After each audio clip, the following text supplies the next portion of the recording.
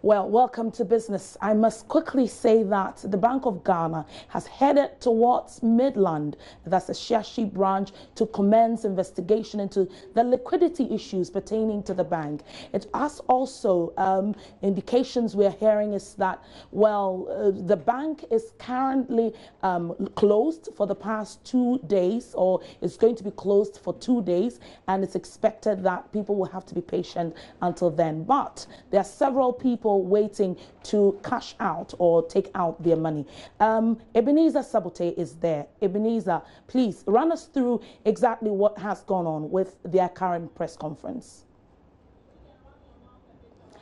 Well, Ebenezer earlier also told us that the clients that have come to the place are actually, you have some of them in tears, also just waiting to be able to withdraw their money. Ebenezer, the bank has had some press conference right now, or the Savings and Loans Company has had some press conference. Exactly what have they been saying? So before the Executive Secretary of the Ghana Association of Savings and Loans Companies will address us or address the media, the management of Midland Savings and Loans, it was represented by the head of customer relations in the person of Albert Nyankun, who addressed the media and the customers over here. He assured them that the bank is taking measures to correct the measures, the issue that happened, and also the issue about security. That is why they've not been able to open today, but tomorrow they are going to open for operations. He's been telling them that they've not been open today because some of their members, staff members, have received threats that some customers wanted to beat them, even to the extent of destroying their cars and all that. So they could not be able to operate today due to security concerns. But tomorrow, they will be calling for more security presence at the premises here, and they will be open for operations. Well, Ebenezer, so what has the Bank of Ghana also said concerning liquidity issues? I posed the question of liquidity issue to the head of customer service, and he denied the claim that they are facing liquidity challenges. But my engagement with the Executive Secretary of the Association of Ghana Savings and Loans Company, the person of Chonebu Akodia, he assured me that they are also investigating it. And he also told me that they've had engagement with the Bank of Ghana, but he could not disclose exactly what came out from that engagement. But whatever the situation, he'll be able to speak with me after tomorrow, because the investigations are still ongoing, and it is too early for them to preempt any other, information. But he also did say that there may be sanctions to whoever has breached whatever protocols that needed to be followed. That the situation happened on Friday, Odelia.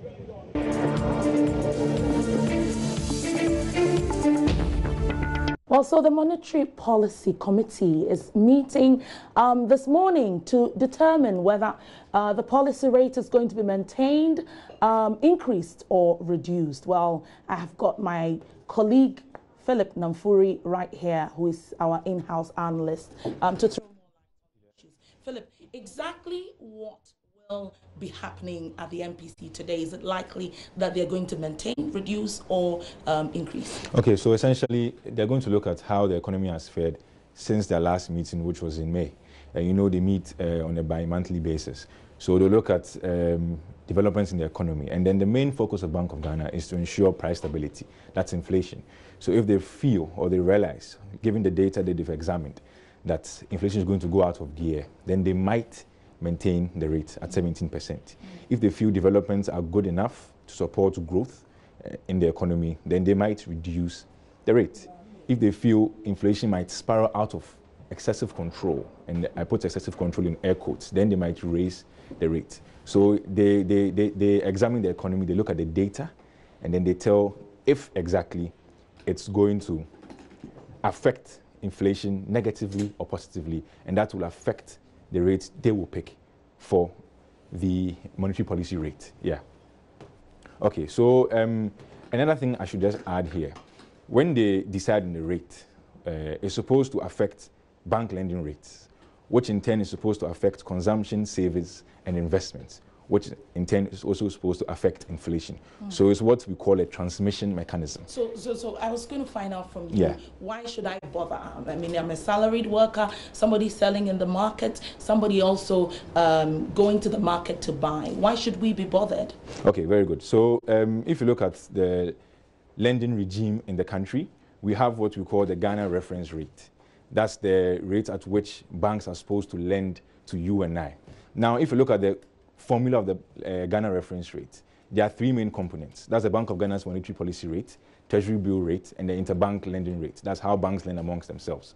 Now, if you look at the weight in terms of how Bank of Ghana and the Ghana Association of Bankers have structured this Ghana reference rate, you would realize that 40% of the weight is skewed towards the policy rate, 20% is skewed towards the interbank rate, and 40% is skewed towards the treasury bill rate. So whichever way the Bank of Ghana policy rate moves and the treasury bill rate moves, is going to affect it more than even the interbank lending rate.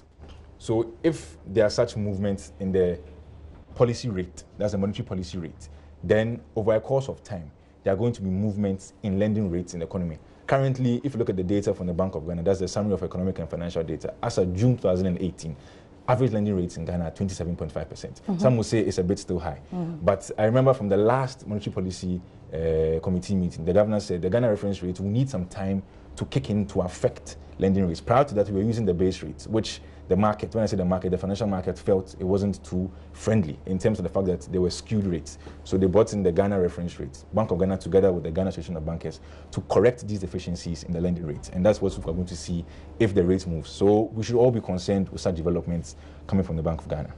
Thank you very much, Philip. It's a wrap. Well, that's all we have in the business. Let's meet at 12:30, where we'll give you a mix of everything that's going to happen at 1 p.m. in the marketplace. My name is Odilia Ntiamwa.